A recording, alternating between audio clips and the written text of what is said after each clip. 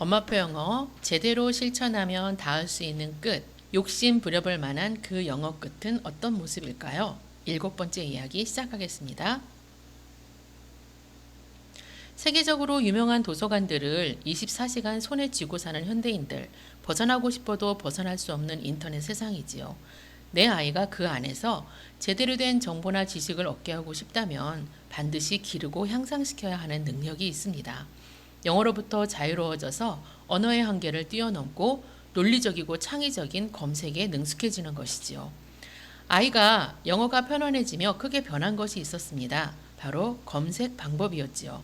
지식이나 정보에 접근하는 방법을 비교해 보았을 때 엄마와의 차이가 점점 벌어지고 있음을 실감했습니다. 인터넷 안에 있는 정보를 도움받아 아이와 엄마표 영어를 하고 홈스쿨을 했던 엄마입니다. 검색이 얼마나 통달했을까요? 시간이 문제였지 검색으로 원하는 정보를 찾고 문제를 해결하는 것에 꽤 익숙한 사람이었습니다. 하지만 아이에게 영어가 일상으로 편안해지면서 빠르기도 정확도도 해결 방법의 단순함도 따라갈 수가 없었습니다.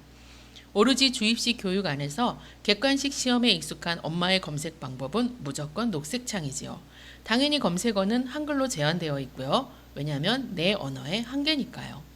보여주고 싶은 것들로 잘 편집된 정보들이 메인 페이지에 마치 객관식 시험 문제처럼 선택 가능하게 펼쳐져 있는 포털 사이트 형식이 익숙하고 편했습니다.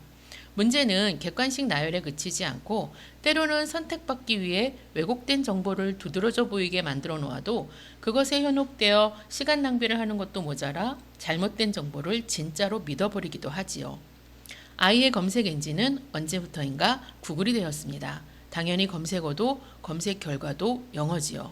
달랑 검색어 입력창 하나만 덩그러니 놓여있는 구글의 메인 화면이 엄마에게는 당혹스럽기까지 했습니다. 그런데 아이는 그 안에 자기만의 논리로 자기만의 창의적인 검색어를 입력합니다.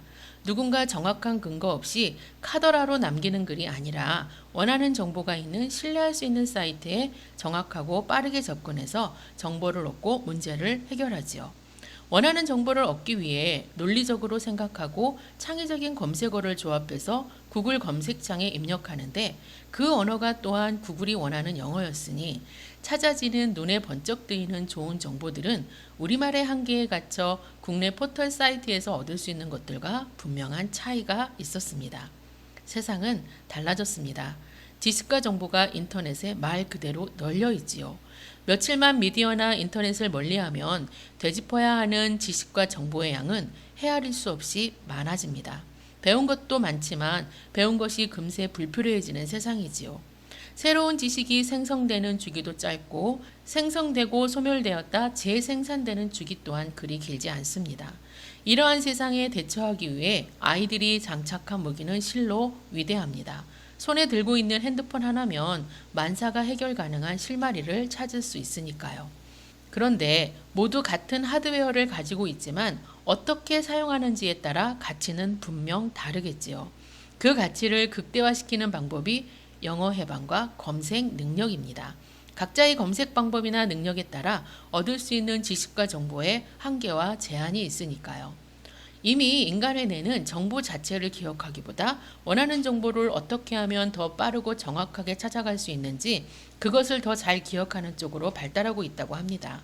생각해보니 예전에는 수십 개의 전화번호를 외우고 살았지만 지금은 외우고 있는 전화번호가 손가락을 꼽을 정도입니다. 굳이 무엇인가를 애써 기억하려 하기보다는 언제 어디서든 다시 쉽게 찾아볼 수 있도록 어떻게 찾아갔는지만 기억하게 되는 것이지요. 호모 서치엔스라는 말을 들어보셨나요? 우연히 만난 책에 등장하는 엉뚱한 단어였습니다. 신선하고 흥미로웠지요.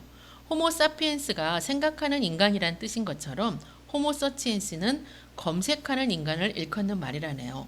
호모 서치엔스에게 안다는 것은 검색한다는 말이기도 합니다. 당장 머릿속에 모든 것이 들어있지 않더라도 검색을 통해서 빠르게 찾아낼 수 있다면 아는 것이나 마찬가지이기 때문이지요. 아이들에게 정답을 가르치고 기억하라 하지 말고 찾아갈 수 있는 능력을 길러줘야 합니다. 온 세상의 정보와 지식을 한 손에 움켜쥐고 사는 아이들입니다.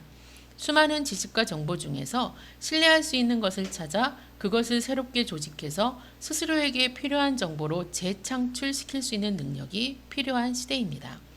그런 능력을 길러주는 교육을 학교에서 해야 하는데 현재의 시스템에서 단시일에 기대하기는 어려울 겁니다. 그렇다고 실망하고 포기하는 것으로 끝낼 수는 없지요. 아이들은 학교 교육이 달라지기를 기다리지 않고 오늘도 쑥쑥 자라고 있으니까요.